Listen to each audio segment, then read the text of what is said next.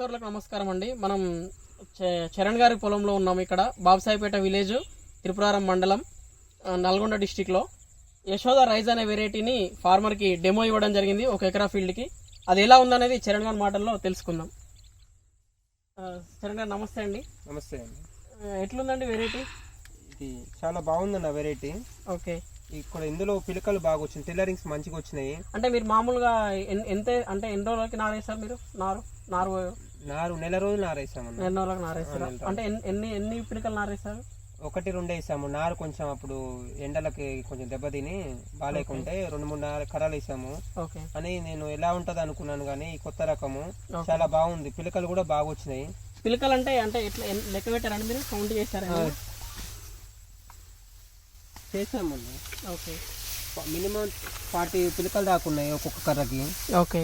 ఇది స్టెమ్ కూడా చాలా స్ట్రాంగ్ ఉందండి. ఓకే. ఇది చైన్ మీద పడిపోయే అవకాశాలు కూడా చాలా తక్కువ కొడుతున్నాయి నాకు. కాండం కూడా చాలా దృఢంగా ఉంది, చూడండి ఒకసారి.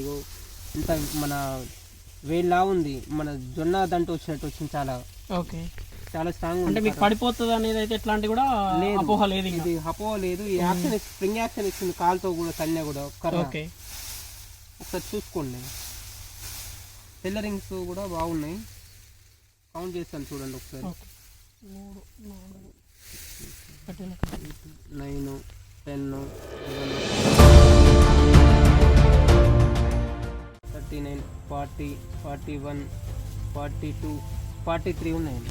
43 ఉన్నాయి. అని మళ్ళీ ఇందులో ప్లస్ ఏంటంటే వచ్చిన ప్రతి ఒక్క పిలక కూడా పొట్ట దశకు వచ్చింది. ప్రతి ఒక్క పిలక కూడా పొట్ట వచ్చి అన్ని కూడా వెన్నులు పెడతానికి అన్ని కూడా ప్రొడక్టివ్ టిల్లర్స్ ఉన్నాయి అన్నమాట. ప్రొడక్టివ్ టిల్లర్స్ ఉన్నాయి. ఇప్పుడు పొలం కూడా ఇప్పుడే స్టార్ట్ అయింది.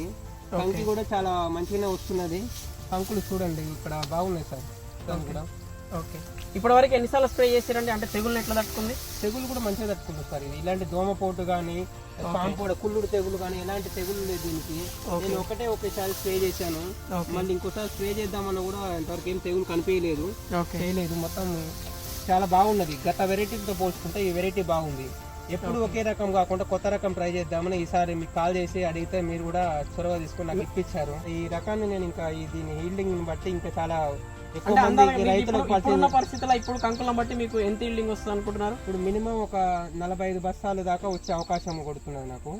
నేను చాలా మంది రైతు సోదరులకి రబీలో మా దగ్గర అందరికి నేను సజెషన్ చేద్దాం అనుకుంటున్నా. ఈ వెరైటీ 100 నుంచి 150 ఎకరాలు వాడిద్దాం అనుకుంటున్నాను. ఎందుకంటే ఇది రబీలో వచ్చే గాలిదుమ్మలు కూడా తట్టుకొని నిలబడుతుంది, కింద పడిపోయే అవకాశం తక్కువ ఉంటుంది. కాబట్టి రైతులకు కూడా చాలా ఉపయోగకరంగా ఉంది వెరైటీ. బాగుంది సార్. ధన్యవాదాలు సార్. ఇలాంటి వెరైటీ ఇచ్చిన మీద నమ్మకంతో మీరు. Thank you sir. ధన్యవాదాలు.